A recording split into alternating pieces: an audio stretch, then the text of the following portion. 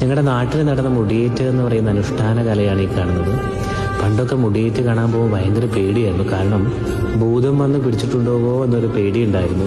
ദാരികവധമാണ് മുടിയേറ്റിന്റെ ഇതിവൃത്തം എന്ന് അറിയാമായിരുന്നു. പക്ഷേ അനുബന്ധമായുള്ള കഥകളൊന്നും അറിയില്ലായിരുന്നു. അപ്പോൾ ബ്രഹ്മദേവനെ തപസ്സനുഷ്ഠിച്ച് ദാരികൻ വരം മേടിക്കുകയാണ്, ബ്രഹ്മാവിഷ്ണു മഹേശ്വരന്മാരാൽ എന്നെ വധിക്കാൻ പാടില്ല.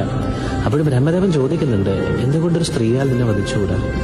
ഒരിക്കലും സംഭവിക്കില്ല. അസംഭവ്യം എന്ന് പറയുന്ന ദാരികൻ ഭദ്രകാളിയുള്ള കാര്യം മറന്നുപോയിരിക്കുന്നു. ഇപ്പൊ മുടിയേറ്റിലെ ദാരികന്റെ വീരപരാക്രമങ്ങളും അതിനെക്കുറിച്ച് നാരദ മഹർഷി ശിവനോട് പറയുകയും അതിന് ശിവനാരദ സംവാദം എന്ന് പറയാം.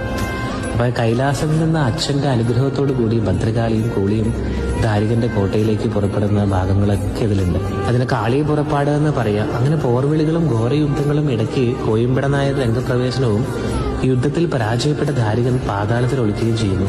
അതിനുശേഷം ദേവി ഭദ്രകാളി ദാരിക ദാനവന്മാരെ പാതാളത്തിൽ വെച്ച് തന്നെ നിഗ്രഹിക്കുകയും ചെയ്യുന്നു.